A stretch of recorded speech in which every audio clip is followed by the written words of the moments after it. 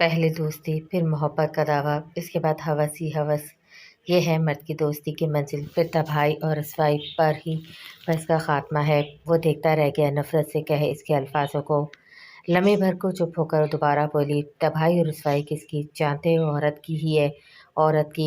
مرد کے حصے میں صرف مزہ ہی مزہ آتا ہے۔ مانور کے کہے نفرت آمیز جملوں کو اندر تک محسوس کیا فردین نے۔ وہ دنگ رہ گیا اس کی کہی بات پر۔ فردین کے چہرے کا رنگ پہلے بدلا، پھر دھواں دار چہرہ اور آنکھوں میں غصہ امٹ کر آیا۔ پر چند لمحوں کی بات تھی، پھر ضبط کرتا ہوا بولا، افسوس مجھے آپ نے ایسا سمجھا۔ آپ کو شاید میں ایسا لگوں، پر میں نے تو تمہیں غلط نہیں سمجھا، یہ جانتے ہوئے بھی کہ تم ساتھ ملی کی پروڈکشن کمپنی کا حصہ ہو۔ اتنا کہہ کر وہ لمبے ڈگ پڑتا ہوا چلا گیا۔ مانور کو افسوس ہوا اپنے کہے لفظوں کا، کیونکہ وہ جانتی تھی فردین بٹ ویسا نہیں جیسا وہ کہہ چکی تھی۔ پر کبھی کبھی کسی چیز کو روکنے کے لیے اسی طرح سخت لفظوں کا استعمال کرنا پڑتا ہے۔ فردین بٹ جو کل کے سین کو لے کر ایکسائٹڈ تھا، اب خاموشی سے اپنے ٹریک دے رہا تھا۔ آج اس نے مانور سے مخاطب تک ہونے کی کوشش تک نہیں کی۔ ہاں، دونوں کا کمبائن سین ہوتا تو مجبوراً بات کرتے، سین ختم ہوتی اجنبی بن جاتے تھے۔ مانور جس کا بھاگنے کا سین تھا، اس کا ٹکراؤ ہونا تھا سیکنڈ ہیرو سے۔ یہ سین مال میں شوٹ کیا جا رہا تھا، کچھ رش تھا، تھوڑی ڈسٹربنس بھی ہو رہی تھی ان کو، بہرحال نیچرل سین دکھانے کے لیے مال میں شوٹ کیا جا رہا تھا۔ ابھی وہ تھوڑا آگے بڑھی، کسی سے بری طرح ٹکرا گئی۔ دیکھ کے چل نہیں سکتے، اندھے ہو کیا؟ مانور غصے سے بولی۔ آلریڈی فردین کی وجہ فکر مند تھی، جس کو ناراض کر کے دکھی ہو گئی تھی، ایسی ہی تھی معصوم سی وہ۔ وہ شخص اسے دیکھتا رہ گیا، جو گولڈن فل سلیوز شرٹ ساتھ میں بلیک جینز پہنے وہ قیامت ہی دکھ رہی تھی۔ سنہری رنگت دمک رہی تھی اس پر، ریڈ لپسٹک اسے مزید حسن کو نکھارنے کا کام کر رہی تھی۔ وہ مبہوت ہو کر دیکھتا رہ گیا اس کو۔ مانور گھبرا گئی، اس لمحے وہ اس کی باہوں میں آ گری تھی، اس کی گرفت میں مچلتی ہوئی بولی، پلیز چھوڑیں مجھے۔ اس کے لہجے میں تڑپ تھی، جبکہ مقابل وہ ظالم گرفت مضبوط کر گیا۔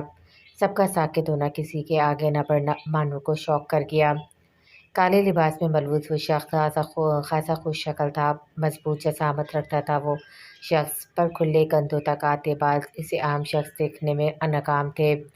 راہل سر، آپ بلائیں سیکورٹی کو، اس شخص سے چھڑائیں مجھے۔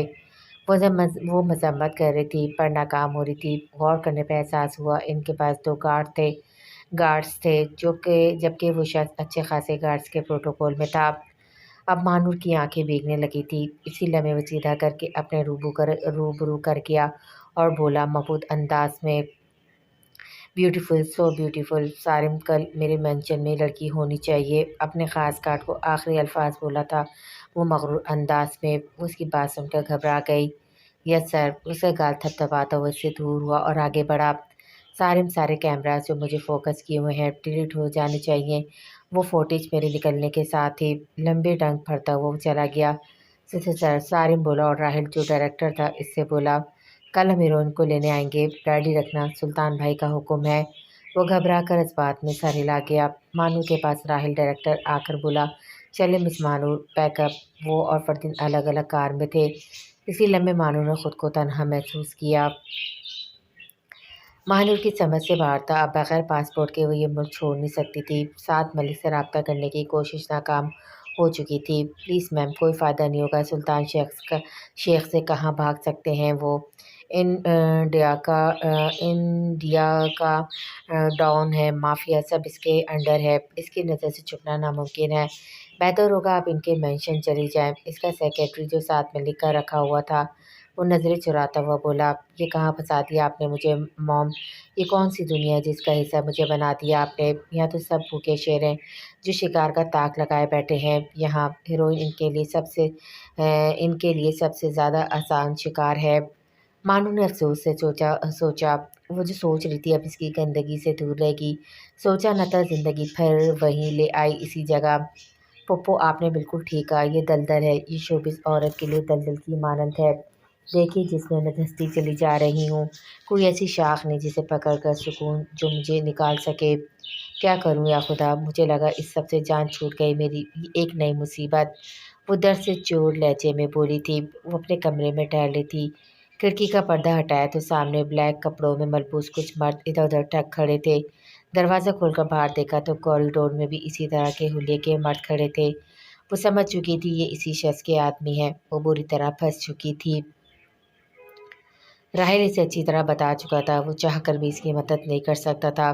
ساتھ اپنا بھی رونے لگا۔ اب پتہ نہیں کب تک یہ ڈان تمہیں رکھے اپنے پاس، ہمارا تو نقصان پکا کروا کر رہے گا۔ ابھی بہت سین رہتے ہیں تمہارے، میرے ساتھ ہی یہ ہونا تھا۔ راحل صاحب ڈائریکٹر اور پروڈیوسر تھے اس فلم کے، ان کو اپنے نقصان کی پڑی تھی، مہانور کا تو احساس تک نہ تھا اسے۔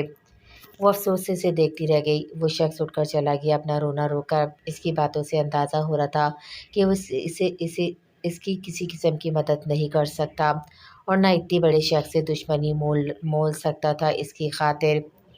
ابھی وہ انہی سوچوں میں مگن تھا کہ ساتھ ملک کی کال آئی، جو اس کے فون اٹھاتے پر اٹھا۔ واو، یہ تو بہت زبردست ہو گیا کہ سلطان شیخ سے کانٹیکٹ ہو گیا، سچ میں بڑا فائدہ ہوگا، جاؤ جا کر اسے خوش کرو۔ سچ میں کمال کر دیا تم نے، اتنی فلمیں ملیں گی اس کے بعد تم سوچ نہیں سکتی، کیریئر بن جائے گا تمہارا۔ وہ اپنی کہے جا رہا تھا جبکہ اس کے کان سائے سائے کرنے لگے۔ کچھ دیر کے بعد ساتھ فون بند کر دیا۔ اس کے آخری الفاظ کچھ یوں تھے: سلطان کی قربت میں ہمیں مت بھول جانا ڈارلنگ۔ کیا اونچا ہاتھ مارا ہے، سچ میں پراؤڈ آف یو نور، لعنت ہو تم پر۔ وہ غصے سے بولی دل ہی دل میں۔ صوفے پہ بیٹھ گئی، سر تھام کر دونوں ہاتھوں میں۔ بے بسی کیا ہوتی ہے آج پتہ چلا تھا۔ کچھ دیر میں اس کی ماں کی فون آئی، جس کو مانو نے اپنے احساس بتائے، پر وہ اسے کچھ یوں ہی کہہ رہی تھی کہ نور، یہ سب اس فیلڈ کا حصہ ہے۔ ان ڈان ٹائپ لوگ یا بڑے سیاستدان ہوں، سب ایکٹرز کو جاننا پڑتا ہے، چاہے کتنی بڑی ہیروئن بن جائے، ہم اس سے گزرنا پڑتا ہے، سب کو یہ فیلڈ ہی ایسی ہے۔ یہ لوگ بہت پاورفل ہیں، لمحوں میں ہمیں نہ صرف اسکرین سے غائب کر سکتے ہیں بلکہ دنیا سے بھی غائب کرتے ہیں۔ کوئی بھروسہ نہیں، بہتر ہے وہاں جاؤ تو خوش ہو کر جانا، وہی رونی شکل بنا کر نہیں جانا، سمجھ رہی ہو نا؟ فدا ہو کر ہنستی مسکراتی عورت ان مردوں کو تسکین دیتی ہے، نہ کہ روتی دھوتی شکل بنائی ہوئی عورت۔ وہ اپنی کہے جا رہی تھی، جوش میں بغیر مانو کو سوچے۔ لمحوں میں مانو پر یہ رات آشکار ہو گیا کہ وہ سب جانتی ہے جو اس کے ساتھ ہوا، اور جو کچھ ہوتا آیا اس سب سے اس کی ماں باخبر ہے، یا شاید وہ بھی اس سب کا حصہ رہ چکی ہوں۔ مانور کی چپکی کو محسوس کر کے نمرا خان بولی، نور سن رہی ہو نا؟ جی موم، وہ آہستہ سے بولی۔ چند سیکنڈ کی خاموشی کے بعد وہ دوبارہ بولی کہ ایک بات کا سچ جواب دیں گی آپ؟ اب کے لہجہ سر تھا مانور کا۔ پوچھو۔ وہ چوکی تھی اس کے انداز پر۔ ساتھ ملک نے جو کیا وہ آپ کو پتہ تھا نا موم؟ اس انداز وہی سر سا لہجہ تھا مانور کا۔ نو میری جان، ایسی بات نہیں، وہ گڑبڑا کر بولی۔ اب صحیح معنوں میں ان کے چھکے چھوٹے تھے۔ پھر کیسی بات ہے، ورنہ آپ کو کیسے پتہ میں روتے ہوئے یہ سب کرتی ہوں؟ رونی شکل آپ نے کب دیکھی میری؟ مانور کے لہجے میں طنز تھا۔ آپ کے نور، تم غلط سمجھ رہی ہو، ایسی بات نہیں، میں ڈر گئی تھی ڈان کا سن کے۔ وہ صفائی دینے لگی تھی، گھبراہٹ سوار ہونے لگی نمرا خان کے اعصاب پر۔ وہ کب چاہتی تھیں کہ مانور کو یوں سب پتہ چلے، ان کی گھبراہٹ سب واضح کر گئی تھی مانور پر۔ اچھا، مجھے لگا آپ بھی ساتھ ملک کی طرح خوش ہوئیں ایک ڈان کے اس طرح بلاوے پر۔ بتائیے نا، آپ کو کیا چاہیے اس شخص سے؟ اب کہ مانو نے ڈائریکٹ وار کیا اس پر، وہ بھونکلا کر رہ گئی، اور بولی تو لہجے میں لڑکڑاہٹ واضح تھی۔ نور میری بیٹی، تم مجھے غلط نہ سمجھو، جیسا تم سوچ رہی ہو وہ سچ نہیں۔ بے فکر ہو جاؤ، اب جو بھی سمجھی ہوں وہ بالکل ٹھیک سمجھی ہوں، اب کوئی غلط فہمی نہیں رہی موم۔ اب بھی انداز وہی تھا اور لہجے میں بیگانیت تھی بھرپور۔ کیا سمجھ رہی ہو پھر تم؟ انہوں نے پوچھا۔ یہی کہ جب برباد کرنے والی اپنی سگی ماں ہو تو خدا بھی اس کو برباد ہونے سے بچا نہیں سکتا موم۔ مجھے برباد کرنے والی آپ ہیں۔ اب کے اس کا لہجہ تلوار کی دھار سے بھی تیز چیرنے والا تھا، لہجے میں بے انتہا درد تھا۔ پلیز نور، ایسے نہ کہو، میری مجبوری سمجھنے کی کوشش کرنا، میں روبرو آ کر تم کو سمجھاؤں گی۔ وہ اب بھی کوشش کر رہی تھی اس کی نظر میں خود کو صاف ثابت کرنے کی، جبکہ مانو دو ٹوک لہجے میں بولی، کوئی لفظ ازالہ نہیں کر سکتا میرے خسارے کا، مجھے برباد کر دیا آپ نے۔ اتنی ہوس تھی پیسوں کی تو کوٹھا کھول کر اس پر بٹھا کر بیچتی، مجھے اتنا دکھ نہ ہوتا تب جتنا اعتبار کر کے اب ہو رہا ہے دکھ۔ میں نے کتنا اعتبار کیا آپ پر، جس کا نتیجہ یہ دیا آپ نے۔ شاباش ہے خود کو ماں کہتے ہوئے، شرم نہیں آتی؟ ڈائن بھی ساتھ گھر چھوڑ کر وار کرتی ہے، پر آپ نے تو اپنی ہی بیٹی کی زندگی میں نقب لگایا ہے، آپ تو اس ڈائن سے بھی بدترین ہے۔ مانو نے اتنا کہہ کے کال ڈسکنیکٹ کر دی روتے ہوئے۔ اب وہ سسک اٹھی، سارا مان اعتبار جو ماں پر تھا سب ٹوٹ گیا، ساتھ وہ بکھر گئی بری طرح۔ وہ رات اس نے رو کر گزاری، اگلے دن کون سی قیامت آنی تھی سب بے خبر۔ وہ اپنے آج پر رو رہی تھی۔ کتنے آنسو اس کے نصیب میں تھے یہ تو وقت نے بتانا تھا۔ سکون ملتا ہے دو لفظ کاغذ پر اتار کر، چیخ بھی لیتی ہوں آواز بھی نہیں آتی۔ سمن نیہا کی ڈائری پہ ہاتھ پھینک کر رو پڑی۔ یہ شعر پڑھ کر بے آواز روتی رہی تھی وہ۔ یہ ڈائری اسے تب ملی تھی جب وہ اس کے گزرنے کے بعد کچھ دن بعد یہاں رہی تھی بچوں کے وجہ سے۔ کتنے درد وہ اکیلی سہتی رہی تھی، بے وقت کتنے معاذوں پر لڑتی تھی۔ اذلان شاہ کا ہتک آمیز رویہ، ساس اور نند کی مار، پھر اذلان شاہ کی گرل فرینڈز، ان کو سروس دینا، اتنی بے عزتی کیوں برداشت کی تم نے نیہا، کیوں کی؟ وہ رو رہی تھی شدت غم سے۔ کس سے پوچھتی جس نے برداشت کیا، وہ چلی گئی تھی پر سمن کو ناسور دے گئی تھی۔ میں کبھی کسی کو معاف نہیں کروں گی جس نے تمہیں ان حالوں تک پہنچایا۔ کاش یہ رشتہ ایکسیپٹ نہ کرتے ہوئے تمہارے لیے اگر مجھے ریجیکٹ کر ہی دیا تھا اذلان شاہ نے تو ہم اسے کر دیتے ریجیکٹ، تو آج تم زندہ ہوتی میری بہن، تم زندہ ہوتی۔ وہ بے دردی سے اپنے آنسو پوچھنے لگی، یہ سب خود سے کہتے ہوئے۔ آج اسے وہ دن یاد آیا جب پہلی دفعہ وہ لوگ اسے دیکھنے آ رہے تھے۔ آپ ہی پلیز اچھے سے تیار ہو جائے، نیہا نے کہا سمن سے۔ میں تیار ہوں میری جان، سمن محبت سے بولی تھی، دونوں کے شیشے کے سامنے کھڑی تھی۔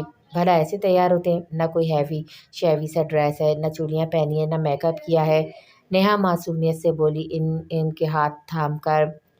میری جان مجھے پسند نہیں ہے سب، سمن نے سہولت سے کہا اس کی گال تھپ تھپا کر۔ دیکھیں میں کیسا تیار ہوئی ہوں دل لگا کر سمن آپی، نیہا نے اس کی توجہ اپنی طرف کروائی تھی۔ تمہیں پسند ہے یہ سب اور یقین مانو تم پہ سوٹ کرتا ہے یہ سب۔ میری بہن دنیا کی حسین ترین لڑکی ہے جانتی ہو، سمن نے مزے سے کہا۔ واقعی اس وقت وہ بہت پیاری لگ رہی تھی وہ معصومیت سے مسکرا رہی تھی۔ پر آپی پلیز مجھے آپ کو تیار کروانے دینا، لائیے چوڑیاں اور ایئر رنگز پہنا دوں آپ کو، نیہا نے میچنگ نکالتے ہوئے کہا، جسے نیہا کے ہاتھ سے لے کر سمن نے سائڈ کیا اسی وقت۔ میری جان مجھے نہیں پسند یہ سب، میں ریڈی ہوں، سمن نے پیار سے ٹپٹ کر کہا۔ اسی وقت اس کی ماں کمرے میں آئی اور بولی، نیہا ٹھیک کہہ رہی ہے، پہن لو۔ نہیں امی میں ایسے ہی ٹھیک ہوں، ویسے دیکھے نا نیہا کتنی پیاری لگ رہی ہے اتنی تیاری میں، سمن اس کو نظر کا ٹکا کان کے سائڈ پہ لگا کر بولی تھی۔ ہاں جیسے اسے دیکھنے آ رہے ہیں وہ لوگ، حد ہے نیہا، میک اپ اتارو اور یہ زیور اتارو، عجیب لگتا ہے یہ سب۔ ویسے سمن کو ہی دیکھ لو کتنی سادہ تیار ہوئی ہے، اسے دیکھنے آ رہے ہیں لوگ تم کو نہیں۔ شرمین بیگم نے سمجھایا اسے تھوڑا ڈانٹ کر، پلیز امی اسے کچھ نہ کہے، سچ میں بہت خوبصورت لگ رہی ہے ہماری نیہا۔ سمن کے فیور کرنے پر وہ مسکرائی کھل کے، ورنہ ساری محنت ضائع ہو جاتی نیہا کی جو اس نے تیاری میں لگائی تھی، اور اب ان کی ماں کو چپ ہونا پڑا، ورنہ ان کو بالکل اچھا نہیں لگا تھا اس طرح نیہا کا تیار ہونا۔ نیہا گلابی رنگ کے جوڑے میں ہلکا میک اپ کیے، ہاتھ میں میچنگ چوڑیاں، کانوں میں بالیاں پہنے جو اسے بہت خوبصورت بنا رہی تھی۔ اس کے بنسبت سمن رائل بلو سمپل کرتی میں ساتھ میں بلو ٹراؤزر پہنے، ساتھ ہی ساتھ گلے میں اسکارف مفلر اسٹائل میں پہنا ہوا تھا، زیور کے نام پر کچھ نہیں پہنا ہوا، کان میں بس ٹاپس اور ہائی پونی ٹیل بنائے ایک لٹ نکالی تھی، وہ ریڈی تھی۔ سمن سر پہ دوپٹہ تو لے لو میری جان، ماں نے کہا۔ امی پلیز جب نارملی نہیں لیتی تو اب بھی نہیں لوں گی دوپٹہ، آپ جانتی ہیں مجھے، باقی یہ ڈرامے بازیاں مجھ سے نہیں ہوتی، وہ قطعی لہجے میں بولی۔ تمہیں دیکھ کر کون کہے گا کہ لڑکے والے تم کو دیکھنے آ رہے ہیں، ماں نے سمجھانا چاہا پر وہ سمجھ نہیں گیا جو کسی کی سنے اور سمجھ لے۔ عرصہ ہوا شرمین بیگم کو اس کے یہ انداز دیکھے ہوئے۔ مجھے بھی کوئی دلچسپی نہیں ہے یوں ڈمی بن کر آنا سب کے سامنے، سمن نے نڈر ہو کر کہا۔ شرمین بیگم جانتی تھی اب بالکل نہیں ہٹے گی سمن اس بات سے، سو کچھ بھی کہنا فضول ہے، اس لیے چپ چاپ چلی گئی تھی وہ کمرے سے۔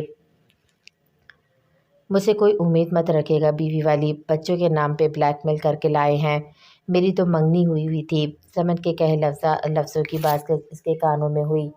میری بلا سے 2 اور شادیاں کر لیں اپنی ضرورت کے لیے، مجھے کوئی پرواہ نہیں، آپ کے لیے اتنا کر سکتی ہوں کہ آپ گرلز فرینڈز کو لائیں گے تو ان کو سرو کر دوں گی جیسے نیہا کرتی تھی۔ وہ شدید اذیت محسوس کر رہا تھا اس کے کہے لفظوں کی وجہ سے۔ اچانک گاڑی کو بریک لگا اور اسٹرنگ پر زور سے ہاتھ مارا، جن سے ایک شو ان کی نفرت سے کہے لفظ کیسے مارتے ہیں آج اذلان شاہ سے کوئی پوچھتا تو بتاتا۔ ہاں سمن اس کا پہلا اور آخری عشق تھی جسے خود پر وہ ممنوع کر گیا نیہا سے نکاح کے بعد، اسی عشق کے انکار نے اسے تباہ کر دیا تھا، انسان سے جانور بنا دیا تھا، کتنا درد جاگا تھا اس کے اندر۔ لفظوں کی دھار تلوار کی دھار سے تیز ہوتی ہے جو مرا کرتی ہے انسان کو، وہ لفظ جو محبوب کی زبان سے اگر ادا ہوئے ہو، اس کی کیفیت بھی کچھ یوں ہی تھی۔ اسی لمحے سے وہ یہ دن یاد آیا جب کہ سامنے پہلی دفعہ آئی تھی وہ اپنے موبائل پر مصروف تھا اپنے آفیسر کی بات سننے کے لیے۔ ان کے ڈرائنگ روم سے باہر نکل کر ایک سائڈ کھڑا تھا جب دو لڑکیاں ایک ساتھ ڈرائنگ روم میں جا رہی تھیں۔ ایک سجی سوری اسی گلابی کپڑے، ایک گلابی جوڑے میں ملبوس، بے انتہا خوبصورت بھرے جسم میں بے انتہا خوبصورتی لیے ہوئے تھی۔ وہ اپنے حسن سے کسی کو بھی دیوانہ کر دے، اتنے حسین اور اس پر سجنے سنورنے کے انداز نے اور دلکش بنا دیا تھا۔ دروازے کے پاس پہنچ گئے، سر پہ دوپٹہ لیا تھا۔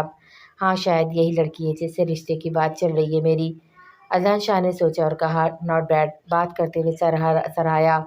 اسے دل ہی دل میں حسن تو تھا، سو اس نے دل ہی دل میں سراہا اس گلابی کپڑوں میں ملبوس لڑکی کو۔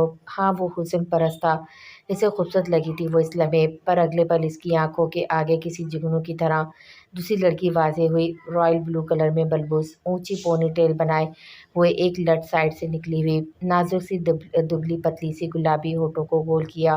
اسے دروازے کے پاس پہنچ کر آنکھوں میں بے انتہا اعتماد لیے ہوئے تھی وہ لڑکی۔ کیا تھی اس کی سادگی میں بات جو اس کے دل کو دھڑکا گئی، دل کی دھڑکنیں تیز کر گئی تھی وہ اس کی۔ اسی لمحے دل نے کہا، ہاں، یہی وہی لڑکی ہے جو اس کے آئیڈیل کے خانے میں پورا اترتی ہے۔ آفیسر کیا کہہ رہا تھا اسے سمجھ نہیں آ رہا تھا، بس وہ مہو ہو کر دیکھتا رہ گیا اس پری پیکر کو جو اپنی سادگی سے اسے دیوانہ کر گئی تھی۔ ایسا لگا بس وہی رہ گئی نظر میں، باقی سب تو اجھل ہو گیا تھا منظر سے۔ اذہان شاہ کو مکمل کر گئی تھی وہ، جب اس نے ایک انگلی پر لپیٹتی چاروں طرف نظر گھمائی اندر جانے سے پہلے، کیونکہ خود پر کسی کی بے خود نظریں شاید محسوس کر گئی تھی وہ، اس لیے ہونٹوں کو آپس میں بیوس کرتی اسے گھور کر اندر داخل ہو گئی اور اذہان شاہ کو پوری طرح گھائل کر گئی تھی اسی لمحے۔ دوبارہ ضروری کال آ گئی، مجبوراً سننا پڑی اور جانا پڑ رہا تھا اسے، کیونکہ ضروری تھا۔ اس لیے وہ سیدھا ماں کے پاس آیا اور بولا ان کے کان کے پاس ہلکی آواز میں، مجھے ضروری کام ہے، جانا ضروری ہے، میں ڈرائیور کے ساتھ گاڑی بھیجتا ہوں آپ کو، آپ ان لوگوں کو بتا دیں مجھے ان کی چھوٹی بیٹی پسند آئی ہے، کروں گا تو اس سے، ورنہ اس گھر کی کسی لڑکی سے نہیں۔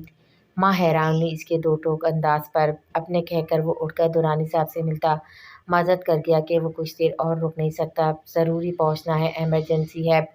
وہ اس کی معذرت قبول کر گئے کیونکہ سمجھتے تھے اس کی جاب کی مصروفیات۔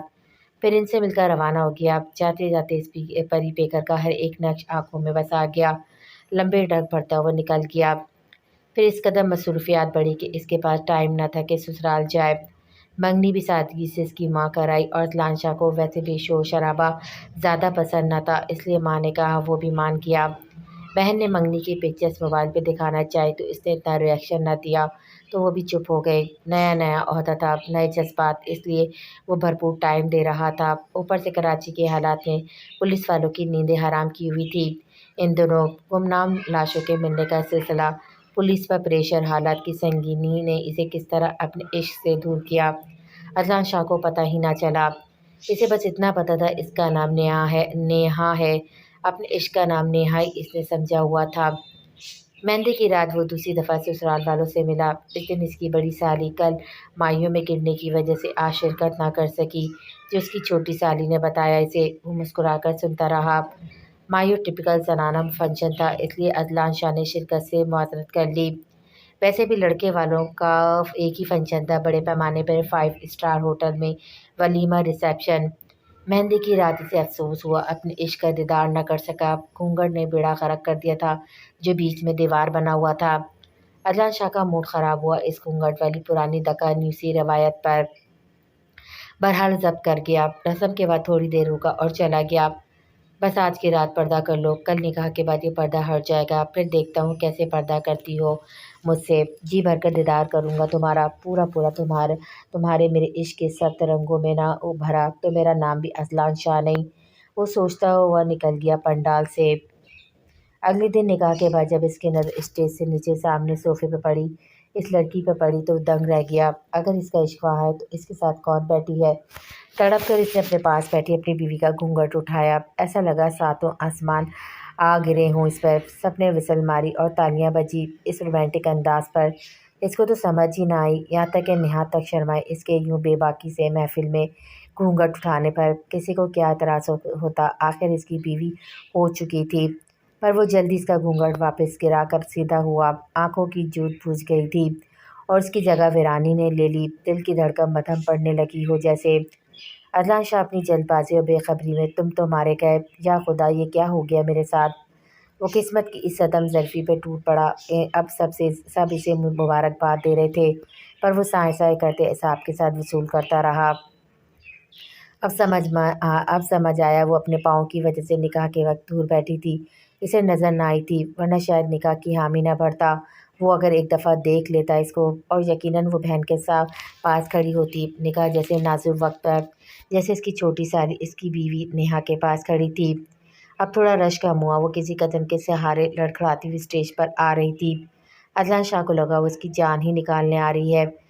वो तड़प कर अपनी जगह से उठा, क्योंकि वो इससे मिलने का हौसला खुद में जुटा नहीं पा रहा था। वो जल्दी से उठा और जाने लगा, क्योंकि जिसका सामना वो सुहाग की सेज पे करना चाहता था, वो यूँ बहन जैसे ओहदे पे आकर मिलेगी तो मौत जैसी तकलीफ़ तो होगी। अदनान शाह सब कुछ हो सकता है, पर रिश्तों का तकद्दुस पर अमल करने वाला बेगैरत नहीं हो सकता, कभी नहीं हो सकता। वो साली जिसे रिश्ते को बहन की तरह समझता, सो इसी लम्हे वो उसकी पहुँच से दूर हो जाना चाहता था। पर इसी लम्हे जब वो इसके पास से होकर जाने लगा, स्टेज से उतर कर वो उसका हाथ थाम गए और लगा सारी दुनिया वहीं थम गई हो जैसे। क्या हुआ जीजा जी, ऐसे स्टेज छोड़कर भाग रहे हो? मुझसे नहीं मिलेंगी? आपकी बड़ी साली हूँ, समन दुरानी। वो अपने असली कॉन्फिडेंट वाले अंदाज में बोली थी। इसके चेहरे पर खुशी साफ जाहिर हो रही थी। वो बेइंतहा खुश है इस शादी से। वो देखता ही रह गया। आज भी इसका हुस्न मात दे रहा था कई हसीन लड़कियों को। पिंक मैक्सी में लाइट मेकअप किए वो खूबसूरत लग रही थी। मेरी मासूम बहन का बहुत ख्याल रखना है आपको। हमारा कोई भाई नहीं, मैं ही नेहा का भाई भी हूँ और बहन भी। वो बोल रही थी और वो देखता रह गया इस हसीन व जमील लड़की, और इसका बोलना बस दिल लूट लिया था। इतना कॉन्फिडेंट निडर अंदाज था इसका। ऐसी लड़की देखी कहाँ थी अदनान शाह ने कभी। एहसास ज़ियान बढ़ता जा रहा था और तड़प उठा तकदीर के इस खेल पर। काश वो ना बोलती, इससे कुछ तो भरम रह जाता, पर इसका घायल करता बोलने का अंदाज मुनफरद लड़की लगी थी वो अदनान शाह को। अपना दिल बेकाबू होता महसूस हो रहा था। क्या हुआ, आप चुप क्यों हैं? कहीं अपनी बीवी के जलवे देखकर साकित तो नहीं हो गए? कुछ देर पहले इसका यूँ घूंघट उठाने पर टोंट कर गई थी। वो क्या कहता और क्यों करता, इसकी गलतफहमी दूर, इसको क्या बताता, क्या खोया इसने। समन शरारती अंदाज में बोली, वो जो छोटे कद की वजह से इसे मुतवज्जा करने के लिए ऊंचा बोल रही थी। अब कि इसे इशारा किया कुछ झुककर इसकी बात सुने। एक मिनट, मेरी बात सुने। समन बोली। वो इसके हुक्म पर झुककर इसकी तरफ मुतवज्जा हुआ और उसके कान के पास करीब होकर बोली, वैसे आपस की बात है ना, मेरी बहन लाखों में एक, आपका यूँ दंग रह जाना आम बात है ना। वो तस्दीक के लिए बोली थी शोख अंदाज में। समन का लहजा सरशारी लिया था, क्योंकि वो खुश थी इसकी बहन को पाबंद किया गया था, तभी इतने बड़े घर में पसंद किया गया था, तभी इतने बड़े घर में शादी हुई है। अपनी बहन की खुश नसीबी पर बेइंतहा खुश थी। अल्लाह शाह से कोई पूछता तो कहता, खुदा के लिए कोई इसे चुप करवा दे, या यूं ही बोलती रही तो मर जाऊंगा मैं, फ़ना हो जाऊंगा। नहीं, फ़ना तो कर चुकी थी वो बस इस बात में सर हिलाता स्टेज से उतर गया। वो बाहर से निकलकर एक तरह तन्हा गोशे में लंबे लंबे सांस लेने लगा। वो अपने हवास बहाल करने लगा। नहीं पा सकता तुम्हें, कभी नहीं पा सकता। नेहा को छोड़ भी दिया तब भी नहीं पा सकता, क्योंकि तुम्हारी नफ़रत भी मुझसे बर्दाश्त नहीं होगी। बेहतर है अदनान शाह, समझौता कर लो, इस हकीकत को तस्लीम कर लो। खुदा ने तुम्हारे नसीब में नेहा को ही लिखा था। ये मान लो, दफन कर दो समन के इश्क को। तुमने खुद पर अपना इश्क ममनू कर दिया है। तुम पर अपना इश्क अब से ममनू है। फिर रुखसती के बाद इसने इमरजेंसी कहकर जल्दी करवाई, क्योंकि ये सब बर्दाश्त से बाहर था। मुझे नहीं पता मेरी ज़िंदगी कितनी है। एक बेटी की तबाही मुझे मार रही है। मेरी दूसरी बेटी को बचा लो। अस्पताल के बिस्तर पर पड़ा हैदर शाह हाथ जोड़कर तकलीफ़ और असियत में बोला था। वली शाह से पप्पो की भी आंखें भी नम थी। ताया जान, अल्लाह आपको सेहत दे, आप ऐसी बातें न करें, कुछ नहीं होगा आपको। वली शाह ने इनके हाथ थाम कर कहा। इनकी आंखों की बेबसी की अजियत अपनी जगह पर, अपनी इश्क से दस्तबरी मंजूर न थी इसे। इसे अपना लो, इसे शादी कर लो, मुझ पर ये एहसान करो। हैदर शाह ने मन्नत की थी, पर वली शाह से कहा नहीं। इसके अंदाज में नफ़ी थी। मैं नहीं कर सकता, कभी नहीं करूँगा, वो दुख और अफसोस से कहता निकल गया अस्पताल के कमरे से। आपा आप इसे समझाएं ना, हैदर शाह ने बहन से कहा। हैदर जिद न करो, वो भी अपनी जगह सही है, आपा ने कहा।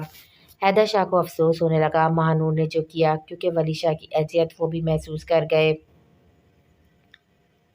अगले दिन महानूर का पहला आइटम नंबर रिलीज हुआ, इसी फिल्म का जिसकी शूटिंग पर वो इन दोनों दुबई में थी, जिसने पूरी इंडस्ट्री में तहलका मचा दिया था। वली शाह को यकीन ना आया वो ये सब भी कर सकती है।